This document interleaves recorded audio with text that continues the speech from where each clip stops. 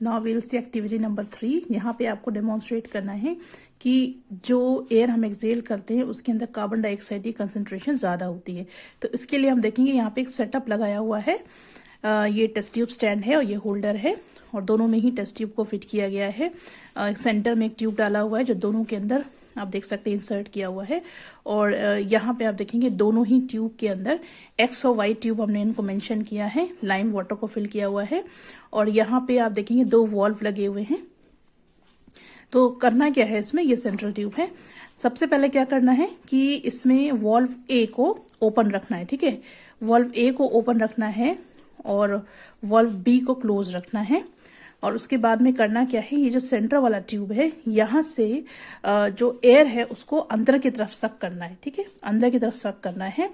अब next time क्या करना है, ए वॉल्व को क्लोज करना है, बी को ओपन करना है और उसके बाद में सेंटर वाले ट्यूब से आपको एयर को एक्सपायर करना है, यानी कि एक्सहेल करना है, राइट। और इसी ट्यूब से करना है। तो एक बार इनहेल करना है और एक बार एक्सहेल करना है, राइट। तो फर्स्ट टाइम जब आप करेंगे तो आपको वॉल्व ए को ओपन रखना है और सेकंड टाइम में इसको क्लोज रखना है, राइट। तो इसमें क्या होगा, जब आप ब्लो करेंगे, ठीक है, जब आपने ए को क्लोज कर दिया और बी को ओपन रखा है, तब आप एयर को ब्लो करेंगे तो ये जो एयर है वो सेंट्रल ट्यूब से पास होती हुई जाएगी ट्यूब वाई में, ठीक है। यहाँ पे ट्यूब वाई में जाएगी और यहाँ पे बबल्स ये फॉर्म करेगी और जो लाइम वाटर है इसको ये मिल्की में कन्वर्ट कर देगी। इसका जो कलर है वो चेंज हो जाएगा और ये प्रोसेस आपको 10 to 15 टाइम्स आपको रिपीट करना है।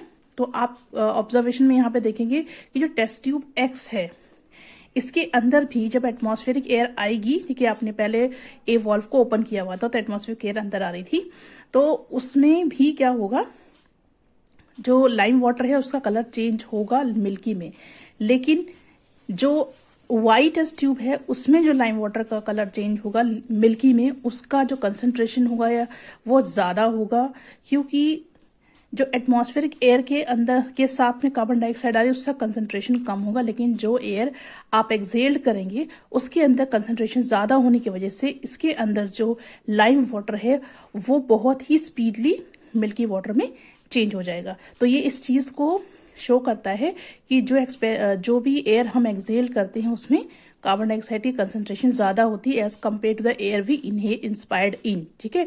जो एयर हम लेते हैं उसमें कार्बन डाइऑक्साइड की परसेंटेज कम होती है, लेकिन जो एयर हम बाहर निकालते हैं उसमें कार्बन डाइऑक्साइड की परसेंटेज ज़्यादा होती है, राइट।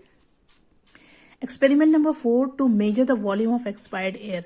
जो एयर आप एक्सपायर कर रहे हैं या एक्सहेल्ड कर रहे हैं उसका कितना वॉल्यूम है उसको समझने के लिए यहाँ पे एक सेटअप बनाया हुआ, ये आप देख सकते हैं कि एक ट्रॉ टाइप ये लगाया हुआ है और इसमें बीकर को रखा हुआ है। तो इस बीकर में क्या करना है कि इस बीकर में ऑलरेडी पानी है, उसके बाद इसमें एक स्ट्रॉ लेनी है, ठीक है, या फिर ब्लो पाइप जिससे आप ब्लो कर सकें, स्ट्रॉ लेनी है। और उस स्ट्रॉ में सबसे पहले आपको क्या करना है कि you have to keep it in your mouth and you have to, एक एंड आपके माउथ पर रहेगा, दूसरा एंड जो है वो स्ट्रॉ ये जार के अंदर आपको इंसर्ट करना है। और उसके बाद आपको बहुत ही मैक्सिमम वे में, यानी कि जितना मैक्सिमम आप अपने लंग्स को फिल कर सकते हैं एयर से उतना फिल कर लीजिए। और उसके बाद फोर्सफुली आप इस स्ट्रॉ से एयर को ब्लो करिए या आप एक्सहेल्ड करिए एयर को। तो इससे क्या होगा कि जितना भी आप एक्सहेल्ड कर रहे हैं, ठीक है, एयर जितना भी इसके अंदर से पास होगी उतना अमाउंट ऑफ वाटर इसमें से डिस्प्लेस हो जाएगा। तो जितना वाटर डिस्प्लेस होगा इस एयर की वजह से वही आपकी जो आपने एक्सहेल्ड किया है एयर उसका वॉल्यूम बता देगा। तो the amount of water replace by air gives the volume of air exhaled. जितना अमाउंट ऑफ वाटर एयर के एक्सहेल होने से रिप्लेस होगा वही अमाउंट ऑफ वॉल्यूम है जो आपने एक्सहेल किया है of the air, right. Now we are going to start the exercise portion of chapter respiratory system. So let's start with the very short type questions. Number 1, fill in the blanks with suitable words. A, carbon dioxide produced during respiration is removed by bicarbonate. B, lungs contain large number of sac-like structures called alveoli. C, muscles attached to the ribs are called intercostal. D, the inspired air contains 20.71% oxygen. E, breathing movements are controlled by muscles, right? Then give 1 or 2 words for the following. A, muscles present in the diaphragm, radial muscles. B. Number of alveoli in both human beings, 750 million. C. Units of respiration, alveoli. D. Membranes covering the lungs, pleura. E. The membrane that lines the nasal passages and contain olfactory receptors, mucus. F. Number of cartilages in the larynx or voice box, 9. G. The volume of air that remains in the lungs even after forcible expiration, residual volume. Next, question number 3. State whether the following statements are true or false. A. Pressure of air in the lungs decreases during expiration, false. B. In energy production in living beings is a stepwise process, true. C. Nasal passages are separated from buccal cavity by a bony palate, false. D. Voice box is the anterior dilated part of trachea, true. E. Tidal volume is the volume of air inhaled and exhaled during normal breathing, true. F. Hypoxia is the reduction in the availability of oxygen to the tissues due to retention of carbon dioxide, false. Next, B part, short answer type questions. इसमें first देखेंगे A. Why are hair present in the nostrils? ये answer आपको page number 153 पे मिलेगा. Page number 153 पे आपको यहाँ पे मिलेगा फंक्शंस ऑफ नेसल पैसेजेस, और इसमें आपको जो फर्स्ट पॉइंट है वही आपका फर्स्ट आंसर है. ठीक है, तो ये आपको पूरा फर्स्ट लाइन लिखना है. अलॉन्ग विद दिस आपको ये डायग्राम बनाना है. फिगर नंबर 14.1 अच्छे से लेवल्ड और कलर्ड डायग्राम आपको इस आंसर के साथ में बनाना है. Question number 2. Which part of respiratory tube is supported with cartilaginous ring and why? ये आंसर आपको 153 पे भी मिलेगा, लेकिन मैंने इसको अलग से लिख दिया है क्योंकि इसको फ्रेम करके लिखना पड़ेगा. So you right that one only. So the answer is trachea is the part of respiratory tube which is supported with C-shaped cartilaginous rings to prevent collapsing of trachea. Question number C. In which ways is cellular respiration different from combustion? So for this you open page number 159. This is page number 159 और यहाँ पे आप देखेंगे cellular respiration and combustion का heading दिया हुआ है. इसको आपको सेकेंड लाइन से स्टार्ट करना है. इन बर्निंग से लेके पूरा पैराग्राफ आपको लिखना है टिल व्हेन नीडेड तक. तो ये आपका शॉर्ट का थर्ड आंसर हो गया. D part, how will you keep your lungs healthy? So this is the answer 4 of short. Here are some ways to keep your lungs healthy. Number 1, do not smoke. Number 2, avoid exposure to indoor pollutants that can damage lungs. 3, get regular checkups. 4th, do proper exercise. Next, E part, how are gases exchanged during external respiration and internal respiration? तो ये answer आपको page number 157 पे मिलेगा. So this is page number 157 और आप यहाँ पे heading देख सकते हैं ब्रीदिंग एंड रेस्पिरेशन, और यहाँ पे आप सेकंड पैराग्राफ में देखेंगे कुछ पॉइंट्स लिखे हुए हैं.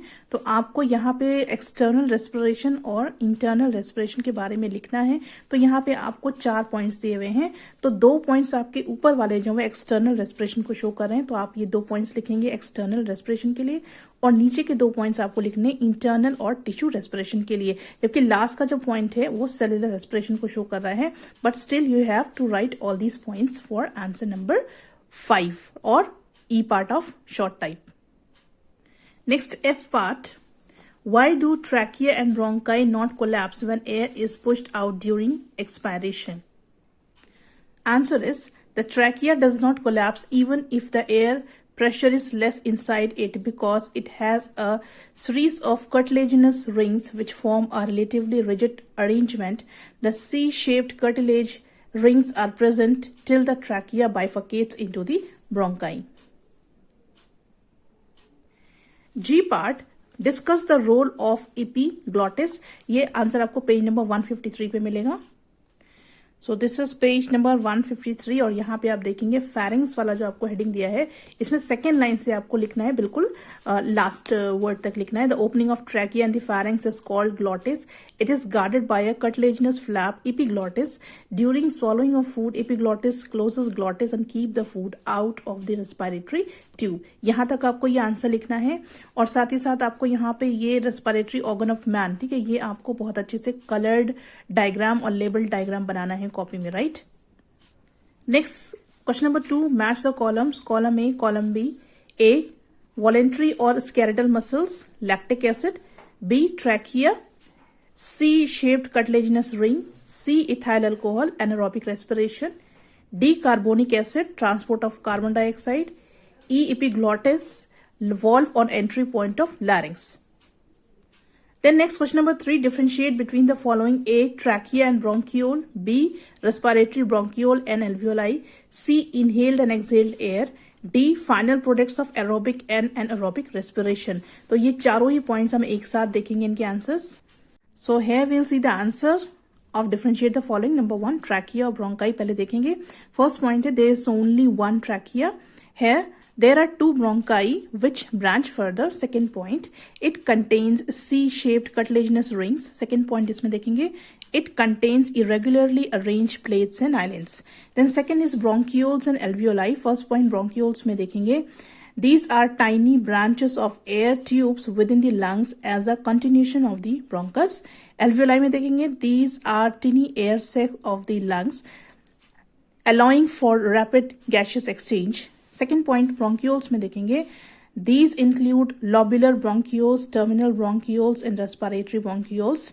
Here in case of alveoli, these occur in the acini, the basic units of respiration. Then C, inhaled and exhaled air. Inhaled air, it contains more amount of oxygen as compared to carbon dioxide. Exhaled air, it contains more amount of carbon dioxide as compared to oxygen. Second point, in case of inhaled air, it does not convert any substance. Exhaled air, it converts lime water, milky. Then comes aerobic respiration and anaerobic respiration के end product में हमको यहाँ पे differentiation करना है. तो देखेंगे end products are carbon dioxide and water in case of aerobic respiration and end products are either ethyl alcohol और lactic acid and carbon dioxide in case of anaerobic respiration. Second point, sorry यहाँ पे हमने एक point दिया है. Then internal respiration और external respiration हम लोग बुक से ही करेंगे.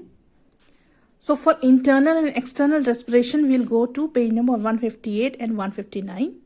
So this is page number 158 और यहाँ पे आप हेडिंग देखेंगे मैकेनिज्म ऑफ रेस्पिरेशन के अंदर आपको एक्सटर्नल रेस्पिरेशन की हेडिंग मिलेगी और इसका फर्स्ट पॉइंट आपको लिखना है it is diffusion of oxygen from alveolar air into blood and of carbon dioxide from blood into the alveolar air. सिर्फ इतना ही आपको यहाँ पे लिखना है. इसके साथ में आपको 14.9 ये फिगर बनाना है जिसमें आपको exchange of gases during external respiration का यहाँ पे प्रोसेस दिया हुआ. ये डायग्राम आपको इस आंसर के साथ बनाना है. So on next page that is page number 159 आपको इंटरनल रेस्पिरेशन का डेफिनेशन मिलेगा. यहाँ पे भी आपको एक लाइन लिखनी है. It is diffusion of oxygen from blood into the tissue cells and of carbon dioxide from the tissue cells to into the blood. और इस लाइन को लिखने के बाद में आपको ये figure 14.10 exchange of gases during internal respiration ये डायग्राम भी आपको इसके साथ में बनाना है. राइट तो दो डायग्राम से एक आपको एक्सटर्नल रेस्पिरेशन के लिए बनाना है और एक आपको इंटरनल रेस्पिरेशन के लिए बनाना है along with this answer. Next F part anaerobic respiration in plants and animals. ये आपको पेज नंबर 152 पे टेबल बना हुआ है. वहां पे इंस्टेड ऑफ राइटिंग एनिमल वहां पे मैन लिखा हुआ है. ठीक है, लेकिन आप वही सेम टेबल इस आंसर के लिए आपको लिखना है. So here is the answer. ये पेज नंबर 152 पे आप देखेंगे 14.1 टेबल दिया हुआ है जहां पे एनारोबिक रेस्पिरेशन का डिफरेंशिएशन दिया है प्लांट्स और मैन के बीच में. तो ये टेबल आपको पूरा लिखना है. ठीक है, 3 पॉइंट्स हैं, तीनों आपको इस तरह से टेबलर फॉर्म में ही ये आंसर आपको लिखना है. Right then comes long questions. यहाँ पे क्वेश्चन नंबर 1 देखेंगे how is inspiration and expiration of air brought about in man. ये आंसर आपको पेज नंबर 155 और 156 पे मिलेगा. दिस इज पेज नंबर 155 और आप यहाँ पे लास्ट में देखेंगे इंस्पायरेशन और इनहेलेशन का प्रोसेस दिया है. ये पूरा आपको लिखना है जो कि 3 लाइन्स आपको दी हुई हैं. ये 3 लाइन्स आपको लिखनी है for inspiration. This is page number 156 जहां पे आपको एक्सपायरेशन के लिए दिया हुआ है. तो यहाँ पे आप देखेंगे एक्सहेलेशन और एक्सपायरेशन का पूरा दिया हुआ है. यहाँ आपको 3 पॉइंट्स दिए हैं.